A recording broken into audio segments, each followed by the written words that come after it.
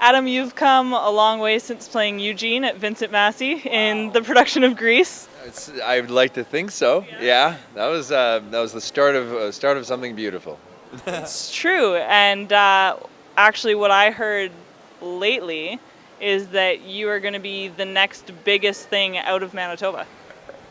Really, I that's news to me. I haven't heard that yet, but Carlos Burgos, he's on the record saying it. really. Well, Carlos and I, we have plans to shoot something together. We're going to go to Colombia to do it. We're just not sure when we're going to do it. Yeah. That's pretty neat, though.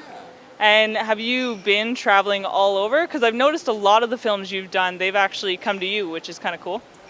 Yeah, I've only traveled for film projects a couple times, and one was for Supernatural that I did a little ways back now, and the other one was just for a short film, which was just through friends. That was fun though. So going to Colombia, when an opportunity like that comes up, what do you think to yourself? I think that this is exactly why I got into film. Well, the idea would be to have somebody ask me to go travel to shoot something or create something artistic somewhere else so I can experience life without having to, I don't want to say pay for it, but getting paid to travel, which would be amazing. Yeah. Now let's take it back to high school. Did you know that you wanted to act before then? No. Well, I mean, there's always the bug, right? There's always the thought of, oh, that would be cool to do. But I think you remember me from high school. I was a kind of a different person, as we all were, right? As we all were. But no, I always wanted to, but I was too timid, and I didn't want to do it for all the right reasons, I think. So. It's funny because when you think about it, I mean, I would say that I probably had about the same personality as you in high school. We weren't people that, would shout down the hall or anything like that. No. But here we are doing our thing in front of cameras. How did you come out of your shell? You kind of hit a point where you're like, I just don't want to be that anymore. I don't know. I equate it to pressing a big red button. I call it my restart button. So I've lived a total of three lives, I think. Three different kind of personas of myself, and this latest incarnation is one that I'm holding on to because I like it. And would you say that it's a mixture of the others? Yeah, no, I think we kind of learn as we go along, but I think it's important to acknowledge the fact that no, I'm not that person anymore. I'm this person, and to set those clear, definitive differences between them. And what comes out of it is more confidence, I think, and I think that's kind of what prompted me to say, you know what, yeah, I'm gonna pursue acting. I'm gonna tell my dear old mom and dad that that's what I want to do for the rest of my life. And I think from what I've seen, that's probably something that's helped you with your diversity in your roles. Oh, totally, yeah. To have these other phases of life, this experience in life.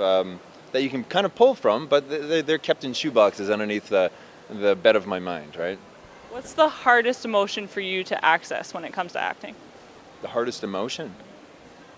I don't think it's necessarily defined as like an emotion. I think I don't really practice anger in my life. I try to avoid it for the most part.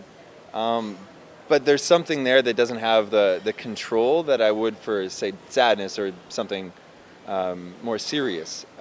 So if I had to pick one, I would think that anger, because it's so chaotic and it's just too volatile for me, I think. Yeah, it's not really in you, I don't think. You know what? I think it is in me, but I just you bury that stuff so deep because there's no point holding on to that kind of stuff. Right. Now, I've looked at it. I've looked at your resume. It's pretty large. I'm not gonna lie to you. There's a lot of movies in there that I could not watch. Even watching the preview for Cult of Chucky, I couldn't do it.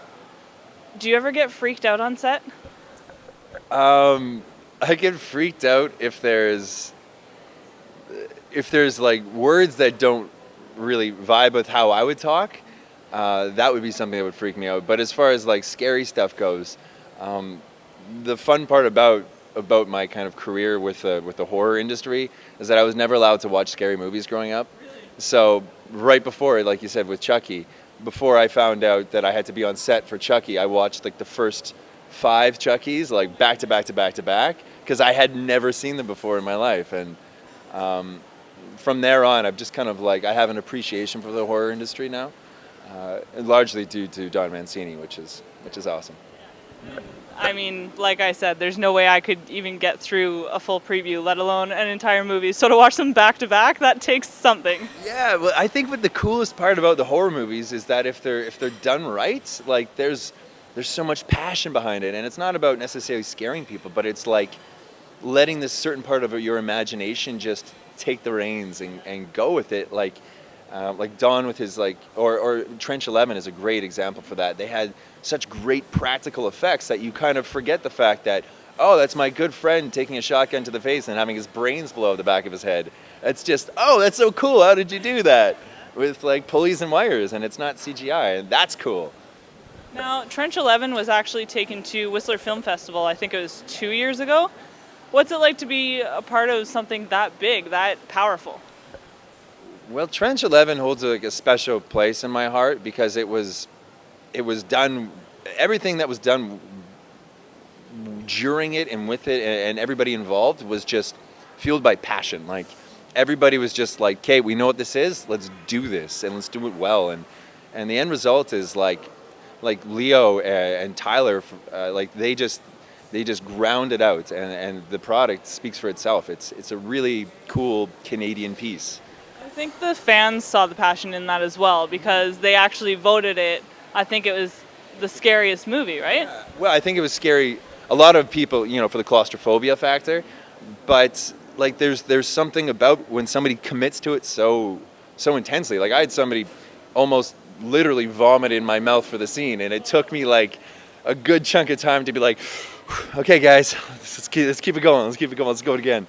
Because it was so just like, yeah, okay, sure, spit that goo in my mouth. Let's do this. And it's just, it's cool when it's just everybody's in. Everybody's like, yes, just do it, make it happen. And it was, I think that's the coolest part.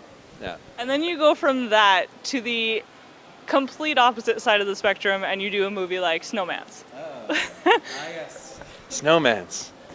What's that like? Do you prefer one over the other, or you'll just take what you can get for now and enjoy the experience? Yeah. I don't want to say take what I can get necessarily because it's like working on Snowman's was great because it was something that my mom could watch, and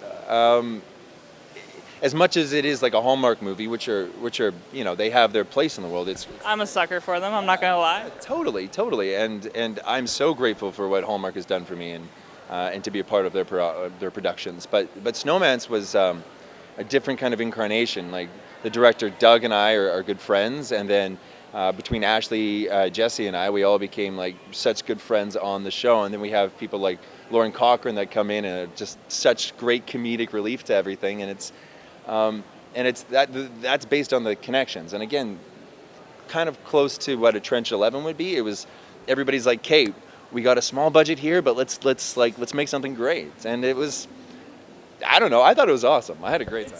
It's got a great story, and being from Winnipeg, loving that factor of snow, I think it was perfect. I wouldn't complain. Now, you've done 5 projects this year alone. Is that right? Yeah. I don't know. Maybe I think 5, maybe 6. That's crazy. That's intense. The coolest thing is that all this is happening in Winnipeg. Like I never thought that when I said, "All right, I'm going to be an actor," like the natural step is to be like, "Okay, so where are you going to move to?" I never thought that staying in Winnipeg, I'd get to like do what I've been able to do, and I'm so fortunate and grateful that I can stay here and live my life and have my family and my friends and the support and be able to talk to, friends from high school about this wonderful, crazy journey and still be in Winnipeg. And it's getting bigger and bigger. Like that is only growing. It's only going to get better. Yeah, because the province is doing remarkably well with respecting the fact that film is bringing something more than just a novelty to Winnipeg. It's bringing thousands and thousands of jobs, and the interest from Winnipeg is not just necessarily for the tax credit, but the crews here are just top notch. Like, they are stellar. Like, you go onto a film set, and it pays to know everybody there, but they're always, like, no matter what, the most professional, and they're just so just like, sure, yeah, we're gonna do that. Okay, yeah, let's make that happen. There's rarely any complaints about it, and what people take out of Winnipeg is like, yep, I'm gonna for sure come back, and I've heard that from multiple people. So, And honestly, that's what Winnipeg really needs. I mean, I've always said Winnipeg is Canada's best kept secret. Hopefully it opens up and it lets people see that it is as good as it is.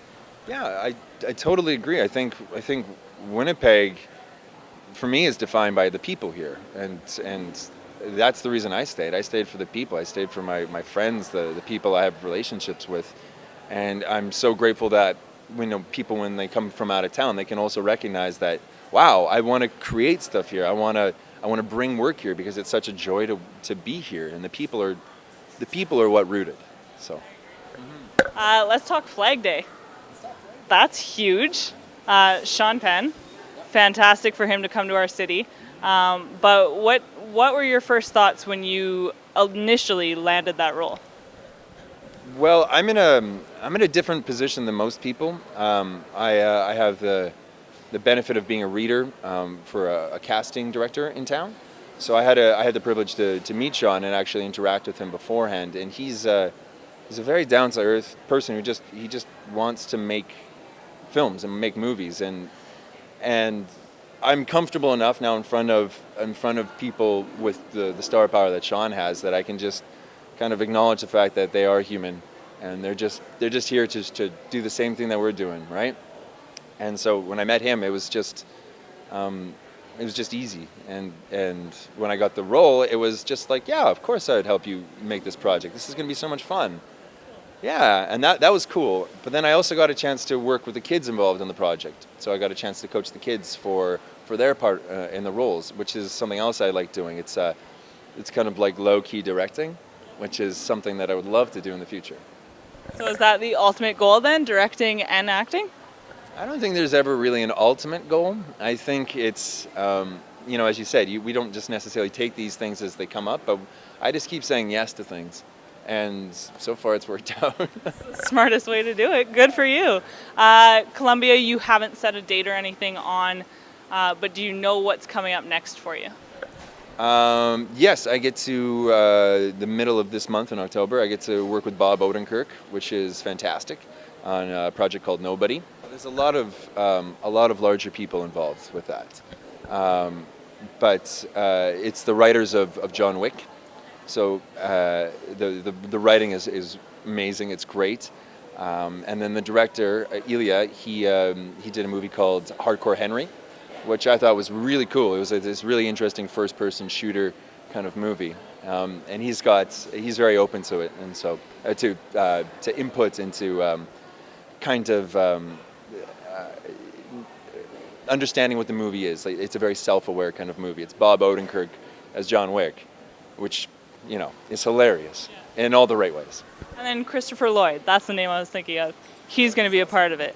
Does anything like that excite you, or you've come to the point where you're like, I got this, I'm good?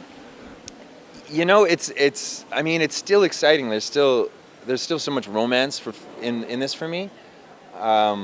So when people like Christopher Lloyd come, I want to just talk to them and hear how they really are in real life. Have like honest conversations with people if given the opportunity. So, but I'll never go up and approach them and be like, "Hey, so tell me everything about acting. What was it like to work with Marty McFly?" Or not. That's gonna help build your reputation, and it again just proves what a humble, down-to-earth guy you've always been. So that part of your personality comes back into your persona today.